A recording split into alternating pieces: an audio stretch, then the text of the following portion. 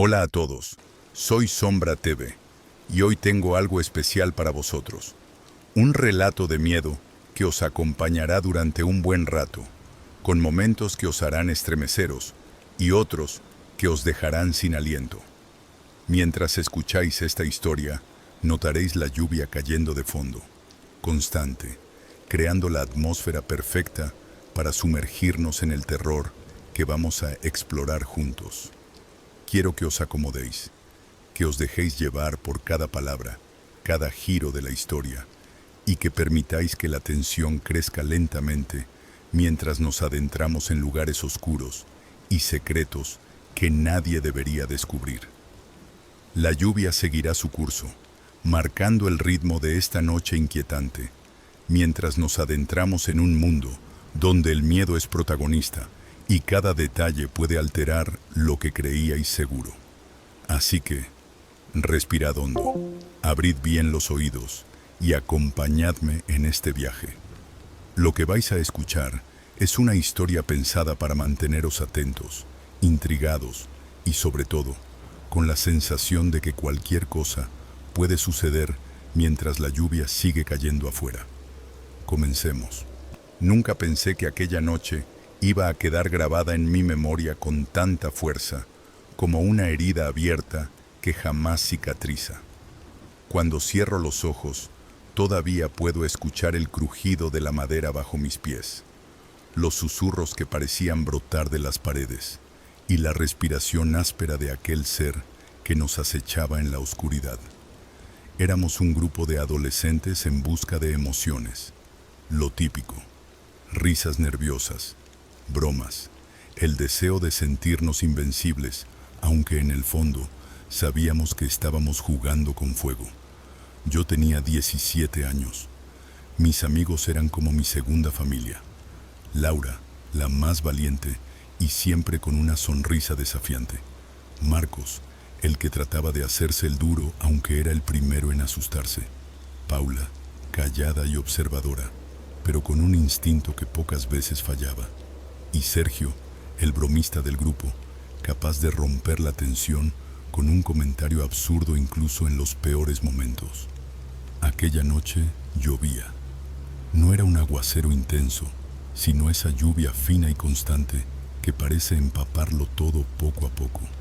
El cielo estaba cubierto, sin luna, y la única iluminación provenía de unas farolas lejanas que apenas se atrevían a parpadear entre la niebla.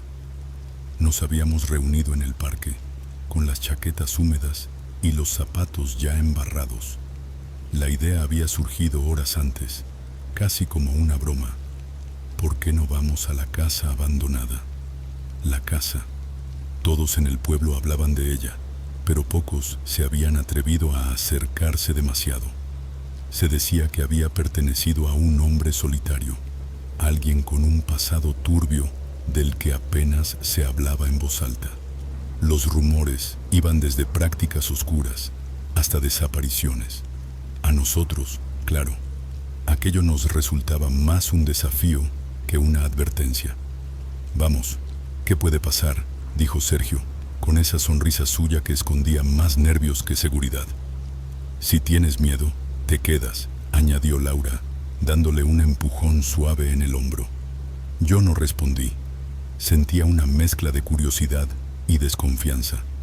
Había visto aquella casa a lo lejos más de una vez, recortada contra el cielo como un esqueleto de madera. Sus ventanas parecían ojos vacíos, y el tejado, inclinado y roto en varias partes, le daba un aspecto de boca abierta, como si esperara a devorar a quien se atreviera a entrar. El camino hasta allí fue corto, aunque cada paso bajo la lluvia parecía alargar la distancia. El suelo de tierra se transformaba en lodo que se pegaba a nuestras zapatillas. El aire olía a humedad, a hierba podrida, a óxido. Cuando por fin la vimos de cerca, todos nos quedamos en silencio. La casa se alzaba como un gigante moribundo. Las paredes, ennegrecidas por el tiempo, mostraban grietas profundas y manchas de moho. Algunas ventanas tenían tablones clavados, otras dejaban ver cristales rotos que brillaban con la escasa luz como dientes afilados. La verja oxidada estaba medio caída y el jardín era una maraña de maleza y ramas secas. «Bonito lugar para morir», murmuró Paula, casi para sí misma. Nadie rió. Nos acercamos lentamente.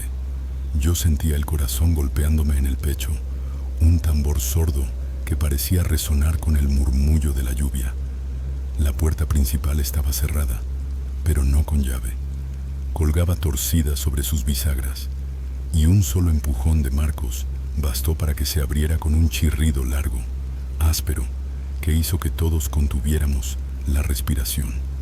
Dentro olía a polvo, a madera podrida y a algo más, algo metálico y rancio que no supe identificar al principio. «Dios, huele a muerto», se quejó Sergio, tapándose la nariz con la manga. Laura avanzó la primera, como siempre. Encendió la linterna de su móvil y el haz de luz atravesó la penumbra, revelando un vestíbulo amplio, cubierto de telarañas. El suelo de madera estaba lleno de marcas, como si hubieran arrastrado muebles pesados por allí. Una vieja alfombra descolorida se extendía hacia una escalera que subía en espiral, perdiéndose en la oscuridad del piso superior. ¿Subimos?, preguntó Marcos, tratando de sonar valiente. «Primero exploremos aquí abajo», respondí, aunque no sé por qué. Tal vez buscaba retrasar lo inevitable, mantenernos cerca de la salida, aunque no tuviera intención de escapar aún. Caminamos lentamente por el pasillo, iluminando cuadros torcidos en las paredes. Eran retratos antiguos, hombres y mujeres de rostro serio, miradas severas que parecían seguirnos al movernos. El polvo hacía que cada respiración se sintiera pesada, y en más de una ocasión tuve que tragar saliva para calmar la sensación de ahogo. Encontramos lo que parecía ser un salón. Los muebles estaban cubiertos con sábanas amarillentas. El sofá, roto en un costado, dejaba salir la espuma podrida. En una esquina había una chimenea apagada, llena de cenizas viejas. Sergio, en su papel de payaso, levantó una sábana y se colocó debajo como un fantasma. «¡Bú! ¿Quién se atreve a quedarse aquí toda la noche?». Laura le lanzó una mirada de fastidio. «Deja de hacer el idiota». Fue entonces cuando lo escuchamos por primera vez. Un golpe seco, proveniente del piso superior. Todos nos quedamos quietos. La linterna de Laura tembló un instante y el haz de luz se movió errático sobre las paredes. «Seguro es el viento», dijo Marcos, aunque su voz sonó hueca. Paula negó con la cabeza. No había viento cuando entramos. Yo tragué saliva. El silencio posterior al golpe era aún más denso que el ruido mismo, como si la casa hubiera vuelto a contener la respiración, esperando nuestra siguiente reacción. «Vamos a ver qué fue», propuso Laura sin titubear. Subimos las escaleras lentamente. Cada peldaño crujía bajo nuestro peso, como si la madera se quejara de nuestra intrusión. La barandilla estaba astillada y en algunos tramos faltaban listones. Cuando llegamos al segundo piso, nos encontramos con un pasillo largo, cubierto de puertas cerradas. La linterna iluminaba trozos de papel pintado que se despegaban de las paredes. El aire allí arriba era más frío y el olor metálico se intensificaba. «Huele a sangre», murmuré sin querer. Nadie me respondió, pero vi como Paula me miraba de reojo, con los ojos muy abiertos. La primera puerta a la izquierda estaba entreabierta. Laura la empujó con el pie y el crujido resonó como un lamento. La habitación era un dormitorio, una cama de hierro oxidado, un colchón lleno de manchas oscuras y en la pared, justo encima del cabecero, algo que hizo que se me erizara la piel, marcas de uñas, como si alguien hubiera arañado desesperadamente intentando salir. Sergio se acercó y pasó los dedos por las marcas. «Esto no es de ahora, ¿verdad?». «No lo toques», dijo Paula bruscamente. Seguimos avanzando, abriendo habitaciones que parecían todas iguales. Muebles destrozados, ropa vieja tirada por el suelo, espejos rotos. En una de ellas encontramos una silla de ruedas cubierta de polvo, y por alguna razón aquello me pareció más inquietante que todo lo demás. Fue en la última puerta del pasillo donde ocurrió. Laura la abrió y dentro había un escritorio con papeles amarillentos esparcidos. Yo me acerqué y levanté uno. Era una fotografía en blanco y negro. Mostraba a una familia, padre, madre y 2 hijos. Pero lo extraño no era eso. Lo extraño era que los rostros estaban tachados con una sustancia oscura, como si alguien los hubiera borrado deliberadamente. ¿Qué demonios?, empecé a decir, pero me interrumpió otro ruido. Un crujido, esta vez justo detrás de nosotros, en el pasillo. Nos giramos todos al mismo tiempo. No había nada, solo la oscuridad. Entonces la puerta por la que habíamos entrado se cerró de golpe, con un estruendo que hizo que Paula gritara. La linterna se apagó de repente, y en la penumbra escuchamos algo imposible de confundir. Una respiración pesada, áspera, muy cerca de nosotros. La oscuridad me envolvió como una manta helada. El apagón fue tan repentino que pensé que mi corazón se detendría allí mismo. La linterna de Laura había muerto, y nuestras respiraciones, rápidas y entrecortadas, eran lo único que llenaba el silencio. O eso pensé, hasta que esa otra respiración apareció entre nosotros, áspera, húmeda, como un animal herido intentando absorber aire a través de una garganta destrozada. «¿Quién está ahí?», gritó Marcos, pero su voz tembló tanto que sonó más como un ruego que como un desafío. Nadie respondió. Instintivamente, busqué mi propio móvil para encender la linterna. Tardé un par de segundos eternos en desbloquearlo, y cuando la luz blanca finalmente iluminó la habitación, no vi a nadie, solo mis amigos, pálidos, con los ojos muy abiertos. «Yo lo escuché», susurró Paula, mirándome directamente, como si necesitara que le confirmara que no estaba loca. «Yo también», respondí, tragando saliva. Laura se adelantó y empujó la puerta, pero estaba cerrada. La golpeó con el hombro, con las manos, pero nada. Era como si una fuerza invisible la mantuviera trabada desde fuera. «Esto no tiene sentido», balbuceó Sergio, la sonrisa nerviosa borrada de su cara por primera vez. Y entonces, una risa. No era una risa fuerte ni estruendosa, sino algo peor. Una risita baja, gutural, que parecía provenir de todos lados al mismo tiempo. Era la risa de alguien que disfruta observando, alguien que sabe que tiene el control absoluto. Paula se tapó los oídos. «Dios mío, está aquí». La linterna de mi móvil temblaba mientras la sostenía, y por un instante juré ver una sombra pasar detrás de Marcos, pero cuando moví el haz hacia allí, no había nada. El sonido de la cerradura girando nos heló la sangre. La puerta, por fin, se abrió sola, despacio, como si alguien invisible la empujara. Laura respiró hondo. Sea quien sea, que dé la cara.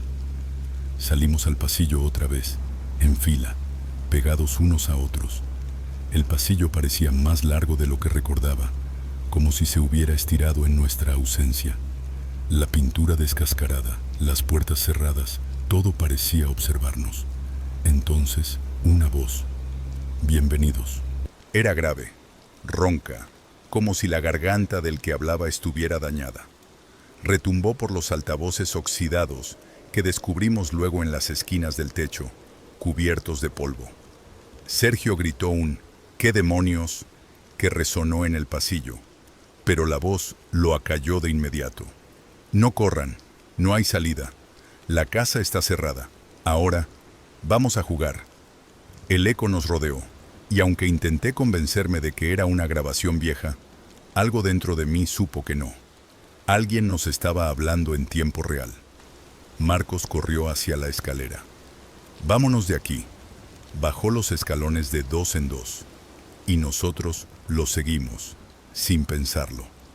Pero cuando llegamos al vestíbulo, descubrimos que la puerta principal estaba sellada. La misma puerta que antes se había abierto con un empujón, ahora estaba bloqueada, clavada de tal manera que ni siquiera los golpes desesperados de Marcos la movían un centímetro. Sergio intentó una ventana, lanzando una silla contra los cristales, pero en lugar de romperse, la silla rebotó, como si el vidrio fuera más grueso que el de un banco. Paula, temblando, se giró hacia nosotros. Estamos atrapados, y la voz volvió, burlona. Exacto. La risa que siguió fue más fuerte, retumbando desde todos lados. Laura, en un arranque de valentía o de locura, gritó hacia la nada. ¿Quién eres? ¿Qué quieres de nosotros? Hubo silencio un par de segundos. Luego, la respuesta llegó clara. Quiero ver hasta dónde aguantan. Mis tripas se revolvieron. La manera en que lo dijo no era casual, no era improvisada.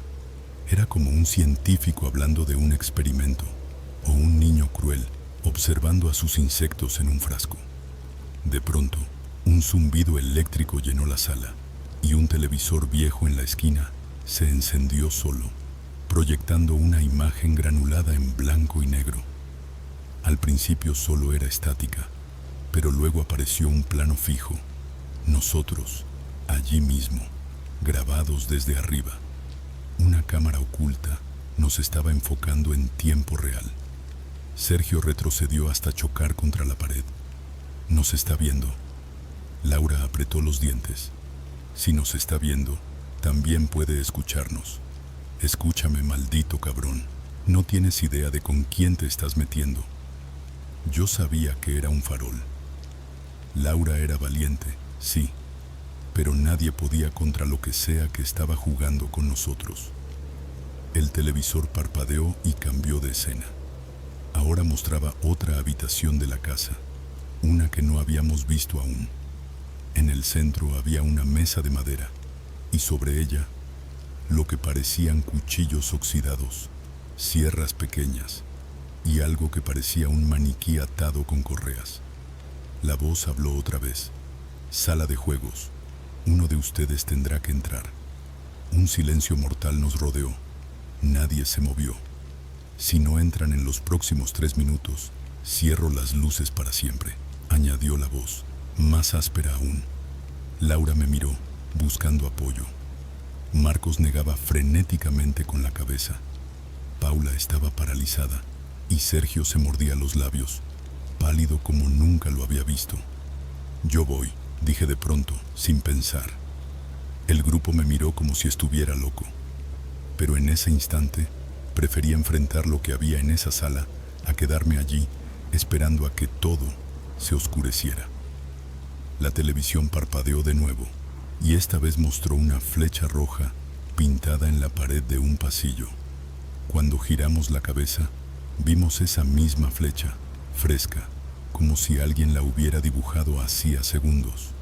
Por aquí, dije, y avancé con pasos pesados. El pasillo nos condujo hasta una puerta doble que chirrió al abrirse.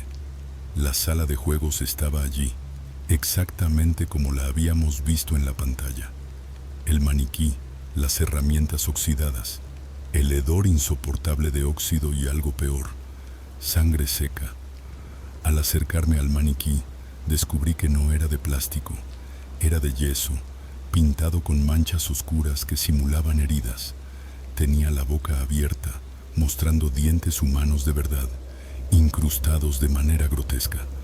Paula soltó un sollozo ahogado. Esto no puede estar pasando. El televisor de la sala se encendió solo y mostró ahora un cronómetro que empezó a contar. 3 horas. La voz habló, lenta, disfrutando cada palabra. Uno de ustedes debe arrancarle la llave de la boca antes de que acabe el tiempo. Me quedé helado. Miré de cerca y sí, entre aquellos dientes reales había algo metálico, una pequeña llave oxidada incrustada en la masa endurecida de yeso y carne putrefacta. Laura dio un paso al frente. Yo lo hago. No, dije de inmediato, aunque mi voz sonó más como un susurro. Ella ya estaba metiendo la mano en la boca del maniquí. El yeso se desmoronaba con un crujido desagradable y el olor era tan fuerte que casi vomité. Cuando por fin logró agarrar la llave, el cronómetro estaba en 0017. El aparato se apagó de golpe y la voz habló de nuevo, carcajeándose. Muy bien, ahora empieza el juego de verdad. Y como si la casa hubiera obedecido esa orden, escuchamos cómo todas las puertas se cerraban con estruendo a nuestro alrededor. El eco metálico de las puertas cerrándose resonó en toda la casa como un trueno. Cada golpe fue un martillazo en nuestro pecho, recordándonos que estábamos atrapados, que alguien o algo controlaba cada uno de nuestros movimientos. Laura sostenía la llave en la mano, ensangrentada y temblorosa. Sus dedos estaban llenos de cortes pequeños, porque al meterlos en la boca del maniquí, se habían rozado con fragmentos de hueso y dientes incrustados. ¿Para qué sirve esto?, preguntó con la voz quebrada. Como si nos hubiera escuchado, la televisión parpadeó otra vez. Mostró ahora una imagen granulada de una puerta reforzada con cadenas. Debajo, en letras rojas, un mensaje pintado torpemente. Una salida falsa. La voz habló. La llave abre la primera de muchas cerraduras, pero no todos llegarán. La risa que siguió fue aún más larga, más húmeda, como si cada carcajada desgarrara unos pulmones podridos. Sergio se tapó los oídos y gritó: «¡Basta! ¡Déjanos salir!». El televisor cambió de imagen. Ahora mostraba a Sergio mismo, allí, en tiempo real, con un círculo rojo marcado en su cabeza. El payaso será el primero en probar la locura. Todos nos giramos hacia Sergio. Él retrocedió, tropezando con una mesa. «¿Qué significa eso?», murmuró. El cronómetro volvió a aparecer en pantalla. 5 horas. La voz susurró, grave, cada palabra separada por largos segundos. Si no resuelven el acertijo, la cabeza del payaso explotará. El aire se llenó con un clic mecánico y Sergio gritó, llevándose las manos a la nuca. Entonces vimos algo metálico bajo su cabello, un pequeño dispositivo, con un destello rojo parpadeante. «Me ha puesto algo», chilló, histérico. «Me ha tocado. Lo siento, no me di cuenta». Paula comenzó a llorar. Laura intentaba calmar a Sergio, pero él no paraba de dar vueltas, chocando contra las paredes como un animal atrapado. El televisor mostró un papel, una nota escrita a mano. «Delante soy todo, detrás soy nada. Si me pierdes, jamás me verás de nuevo». «¿Qué soy?», Laura leyó en voz alta, temblando. «Es un acertijo». Yo intenté pensar, pero el pánico me consumía. Sergio gritaba que no quería morir, que se lo quitáramos, que buscáramos una manera de arrancarlo. Paula no dejaba de llorar. El tiempo corría, las 3 de la mañana. «Delante soy todo, detrás soy nada», repetí en voz alta, tratando de forzar mi mente a concentrarse. «Un espejo», dijo Paula de repente, con un hilo de voz. La televisión parpadeó. El cronómetro se detuvo en seco, congelado en 0147. La voz suspiró, como si estuviera decepcionada. «Muy bien, salvaron al payaso, por ahora». El dispositivo en la cabeza de Sergio se apagó con un pitido. Él se dejó caer al suelo, temblando, empapado en sudor. «No puedo más, repetía, con la mirada perdida. Laura lo abrazó, pero yo noté algo. Sergio ya no era el mismo. Había cruzado una línea invisible. La televisión volvió a mostrar imágenes. Esta vez, la cámara enfocaba otra sala. Paredes negras, con espejos altos a cada lado, y una única luz parpadeante en el centro. En el suelo, letras pintadas en blanco formaban un círculo extraño. La voz habló otra vez. «Prueba de cordura, solo 3 entrarán». Nos miramos los unos a los otros, aterrados. No pienso hacerlo, dijo Marcos con firmeza. Pero entonces, la puerta de la sala donde estábamos se cerró de golpe, dejándonos a oscuras. Solo una de las paredes se iluminó con una luz tenue, revelando una abertura hacia un pasillo. No había opción. Yo iré, dije, sintiendo que las palabras salían solas de mi boca. Laura me tomó de la mano. Yo también. Paula levantó la mirada, con lágrimas en los ojos. Si vamos a morir aquí, no quiero quedarme sola, así que fuimos nosotros tres. Marcos y Sergio se quedaron afuera, golpeando la puerta que nos separaba. El pasillo era estrecho, húmedo, cubierto de moho. Cuando llegamos a la sala de los espejos, comprendimos por qué el asesino la llamaba prueba de cordura. Había 5 espejos enormes, enfrentados entre sí. La luz parpadeante hacía que nuestras figuras se repitieran infinitas veces. Pero algo no estaba bien. Algunos reflejos no se movían como nosotros. Laura levantó la mano. 3 de los reflejos hicieron lo mismo, pero uno se quedó quieto, sonriendo. Paula gritó: «No es real, no somos nosotros». La voz resonó en la sala. «Encuentren al impostor, o él los encontrará primero».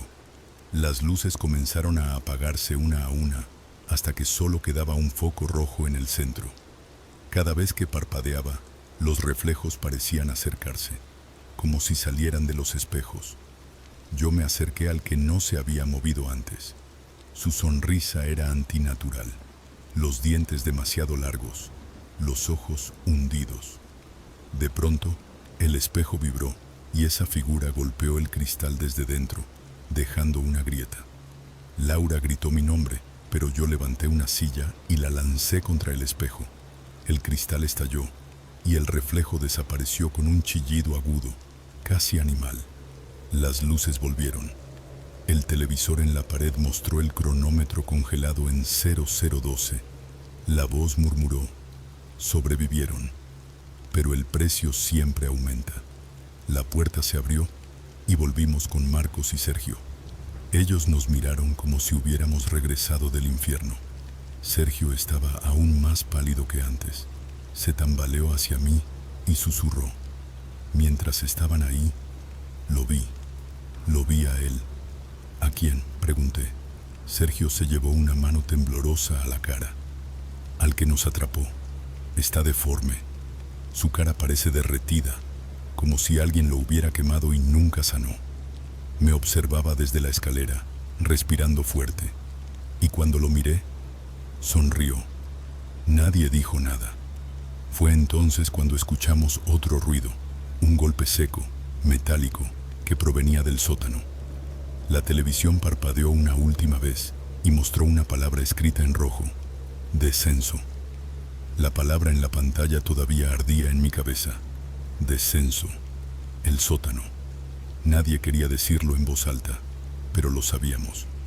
Ese era el siguiente paso, como si la casa misma nos empujara hacia abajo, a su vientre podrido. Laura apretaba la llave que había sacado del maniquí como si fuese un amuleto. Paula lloraba en silencio, pero no quería que la consolaran. Marcos, que hasta ahora había intentado mantener la calma, ya no podía ocultar su miedo. Le temblaban las piernas. Y Sergio ya no era el mismo. No dejaba de rascarse la nuca, justo donde había tenido el dispositivo, como si todavía lo sintiera. La escalera al sótano estaba en la cocina, oculta tras una puerta de metal. Nos costó abrirla. Estaba atascada, pero finalmente cedió con un chirrido agudo. Un olor insoportable subió desde abajo, una mezcla de humedad, óxido y algo podrido que nos revolvió las entrañas. No pienso bajar», murmuró Marcos, pero la voz volvió a sonar, profunda, grave, como si estuviera respirándonos en la nuca. «Si no bajan, uno de ustedes muere aquí mismo». En ese instante escuchamos un clic seco. Sergio se llevó las manos a la cabeza y gritó. La luz roja del dispositivo parpadeaba otra vez. Está encendido otra vez, chilló. El cronómetro apareció en la pantalla más cercana. 2 horas. Vamos, rápido, dije sin pensarlo. Bajamos los escalones de madera casi corriendo. Cada crujido era como un disparo. El sótano era oscuro, solo iluminado por una bombilla amarillenta que colgaba de un cable. El lugar estaba lleno de jaulas oxidadas, colgadores de carne vacíos y mesas de trabajo manchadas de sangre vieja. Y entonces lo vimos. Al fondo, de pie, en la penumbra, estaba él, el asesino. Era más alto de lo que había imaginado, con la espalda encorvada. Su rostro era una pesadilla, la piel derretida en un lado, cicatrices profundas que dejaban ver carne rosada, un ojo lechoso que no enfocaba bien, y el otro, pequeño y brillante, lleno de odio. Llevaba un delantal de cuero manchado, y en sus manos enormes brillaba un cuchillo de carnicero oxidado. Respiraba fuerte, con un silbido húmedo. Cuando dio un paso hacia nosotros, la bombilla titiló. Paula gritó. Marcos retrocedió, tropezando con una jaula. El asesino levantó la cabeza, nos miró y sonrió. La sonrisa más grotesca y enferma que he visto en mi vida. La voz que habíamos escuchado por los altavoces retumbó, pero esta vez no venía de ningún aparato, venía de él. Bienvenidos al final. Sergio, presa del pánico, corrió hacia una de las salidas laterales. No me quedaré aquí. El asesino lo dejó correr. Solo esperó unos segundos y tiró de una cadena que colgaba del techo. Se escuchó un mecanismo. De repente, una trampa se activó. Una barra metálica atravesó el pasillo lateral como una guillotina improvisada. Sergio ni siquiera gritó. Su cuerpo se partió en dos, cayendo en pedazos. El aire se llenó de un olor nauseabundo. Paula vomitó en el suelo. Yo me quedé congelado sin poder reaccionar. Laura me agarró del brazo fuerte, como si eso pudiera evitar que me desplomara. «Tenemos que salir de aquí», gritó. Marcos, histérico, agarró una barra de hierro del suelo y la lanzó contra el asesino. El metal chocó contra su hombro, pero él ni se inmutó. Avanzó lentamente, con esa respiración enfermiza. Nos obligó a retroceder hasta otra puerta al fondo. Laura probó la llave en la cerradura. Giró. Funcionaba. La abrimos y entramos todos, cerrándola tras nosotros. Era un pasillo estrecho, iluminado por luces rojas de emergencia. A cada lado había celdas, como una prisión subterránea. Dentro había restos de lo que alguna vez habían sido personas, huesos, ropas desgarradas, manchas oscuras en el suelo. Algunos cuerpos parecían relativamente recientes. «No somos los primeros», murmuró Paula con la voz quebrada. La voz del asesino resonó desde los altavoces ocultos en el pasillo. «Bienvenidos a mi colección». De repente, todas las cerraduras de las celdas se abrieron a la vez. Las puertas se abrieron lentamente, con un chirrido agudo, y de las sombras empezaron a salir figuras. Al principio pensé que eran personas vivas, pero no. Eran cuerpos deformados, mutilados, que parecían moverse por hilos invisibles. Marionetas humanas, restos manipulados como si fueran trofeos. Algunos tenían las bocas cosidas, otros carecían de ojos. Caminaban torpemente hacia nosotros. Paula gritó, Laura retrocedió, y Marcos empezó a golpear a una de las figuras con la barra de hierro. La golpeó una y otra vez hasta que la cabeza se desprendió, pero otra se abalanzó sobre él. Corrimos. No había otra opción. Llegamos a otra puerta al final del pasillo, pero estaba cerrada con 3 candados. Laura intentaba abrirlos con la llave, pero solo servía para uno. «No encaja en los otros», gritó desesperada. Yo miré alrededor y vi una mesa con objetos oxidados, cuchillos, sierras y un manojo de llaves viejas. Corrí hacia allí mientras las marionetas se acercaban. Mis manos temblaban tanto que casi no podía sostenerlas. Probé una, nada, otra, nada. Por fin, la tercera encajó.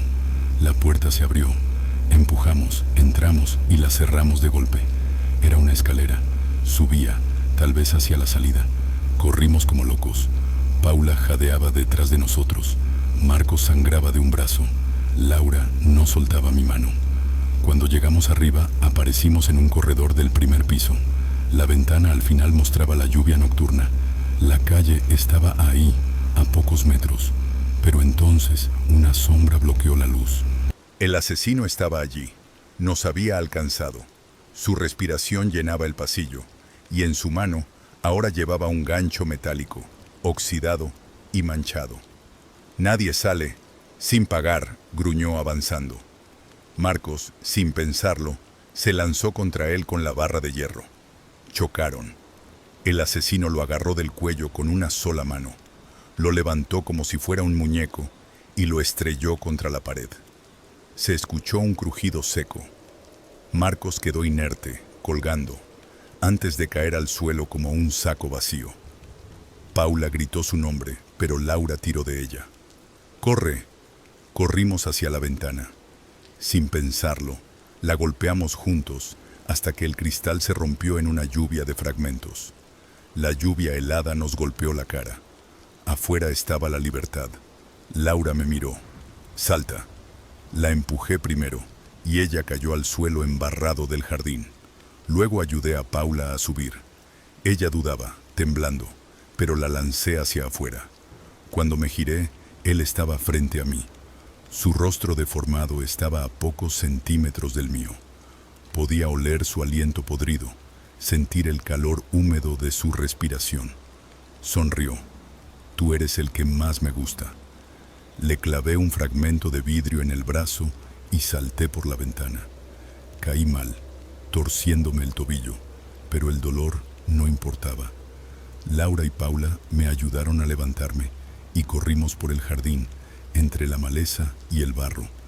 Detrás de nosotros, la risa del asesino retumbaba por toda la casa. No nos persiguió, no lo necesitaba. Sabía que volveríamos a soñar con él cada noche. Ahora escribo estas palabras con las manos temblando. No sé cómo seguimos vivos. Laura no habla desde esa noche. Paula está internada en una clínica, incapaz de dormir sin gritar. Yo no dejo de escuchar esa respiración, ese silbido húmedo en la oscuridad de mi cuarto. A veces despierto a medianoche y creo ver una sombra en el rincón.